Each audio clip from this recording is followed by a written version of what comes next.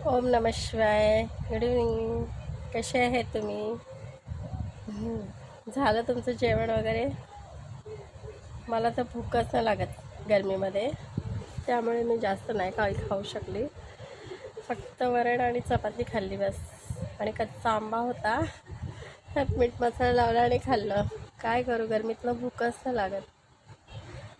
वरून माझी अजून तब्येत ठीक झालेली नाही आहे. तुम्हाला तर माहितीच आहे. एवढं मी गावठी औषध केलं, प्रायव्हेटमध्ये गेली, सरकारीमध्ये गेले, तरी काही असर पडत नाही. हा हात अजून मागे जात नाही आहे. आजची तारीख किती आहे? आजची 6 तारीख आहे. 6 मे. तरीसुद्धा अजून माझी तब्येत तशीच्या तशीच आहे. हात मागे जात नाही आहे. पण ही बोटं अजून दुखतात. एवढे सलाईन वगैरे लावूनसुद्धा एवढं टेन्शन होतं ना मला, की काय करू असं झालं मला. कारण त्या बाईने काहीतरी केलं आमच्यावरती जादूटोणा म्हणून, त्यामुळे माझी तब्येत, माझ्या बहिणीची पण तब्येत बरोबर नसते. आज एवढं औषध पाणी करूनसुद्धा आमची तब्येत जशी आहे तशीच आहे. काहीच बदलावा झालेला नाही आहे तब्येतीमध्ये. पहिला तर माझी अशी कधी बोटं कधीच दुखली नव्हती. एवढा मी धावा लावायची, तेव्हा मला एवढंसं काही आजार पण नव्हतं. आणि आता असं झालेलं आहे ना, त्या बाईने पहिला माझ्या मम्मी पप्पांवरती करायची. ज्या दिवशी तिने जादूटोणा करून आमच्या घरावरती टाकलेलं, त्यापासून मला कळालं की ती बाई आमच्यावरती करते जादूटोणा, कारण की त्यांना आमची जागा जमीन पाहिजे ना म्हणून. काय करू तेच काय कळत नाही आहे. काहीच काम नाही होत माझ्यात. ही बोटं पूर्ण दुखतात. किती सुजलेली आहेत तुम्ही पाहू शकता. कशी बोटं सुजलेली आहेत माझी ही. काहीच काम नाही होत आहे. वरून हा खांदासुद्धा वरती मागे जातच नाही आहे.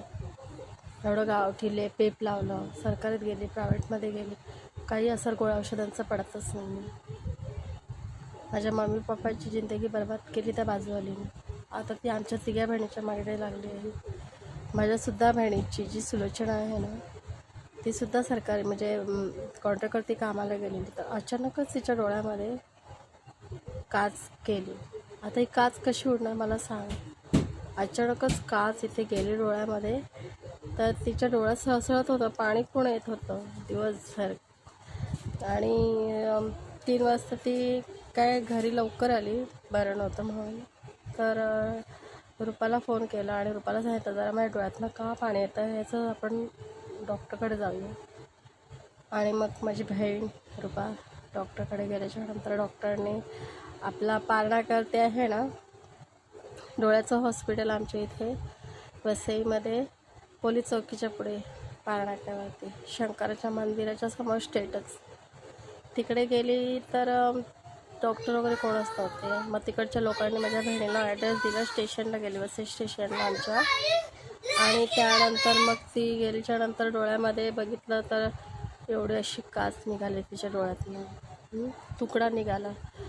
तर ते सांगितलं की बापरे, काच कशी काय गेली. त्याच्यानंतर डोळा साफ वगैरे केला आणि मग काय तिच्या डोळ्याचं काय आता ऑपरेशन झालेलं आहे. आता ती झोपली आहे.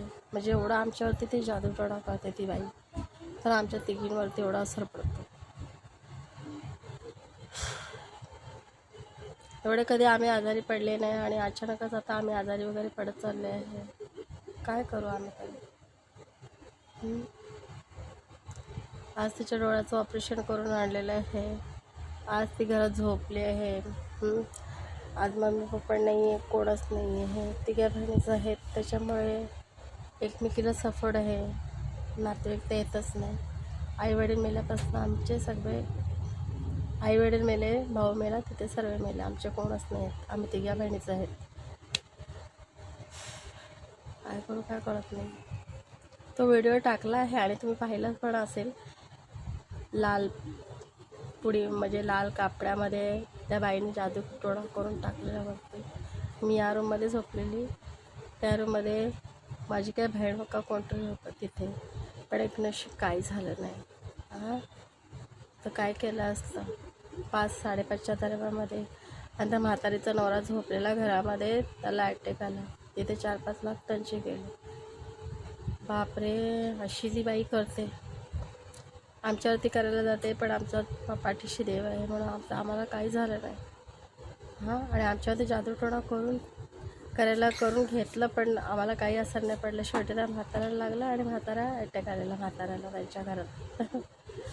म्हणून कोणाचं करावं तर चांगलं करावं, नाही तर कोणाचं वाईट करावं पण नाही. हा आमचा रुद्र आत्ता आंघोळ करून आलेला आहे. कसं वाटतं आमचा बाबू, छोटा बाबू?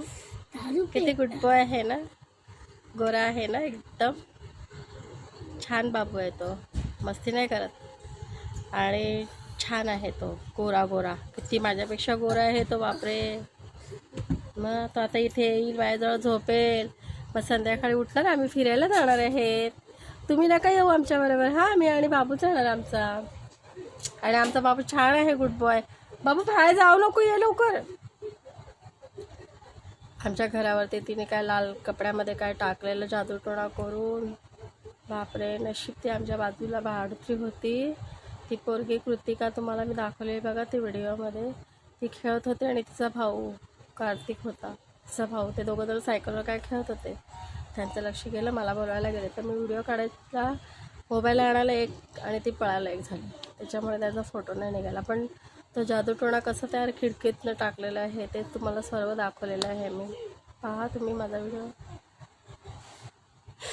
काय करतेच काय कळत नाही. अजून पायाची बोटं बिटं दुखतात, एवढं औषध करून सुद्धा. त्याच्यामुळे मला डान्सचा व्हिडिओ काढायला भेटत नाही आहे.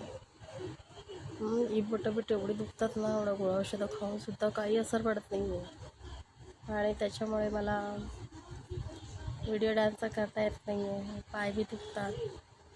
तुम्हाला असं वाटत तसे काही फक्त गाणं बोलते, डान्स वगैरे काही करत नाही वगैरे. जे काय करणार, माझी कंडिशन ही अशी आहे, त्यामुळे मी डान्सचा नाही व्हिडिओ काढू शकत आमचा. त्याच्यामुळे हा व्हिडिओ कसा वाटतो कमेंट बॉक्समध्ये जरूर सांगा.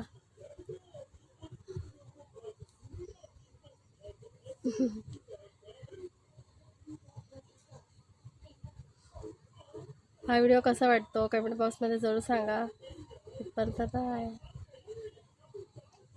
आणि इतकी गरमी आहे ना, फॅनची हवासुद्धा एवढी गरम लागते ना, का विचार फायदा नाही आहे. तुम्ही घरात तर 5 मिनटात नाही असणार, एवढा गरमी आहे या घरामध्ये. Bye bye.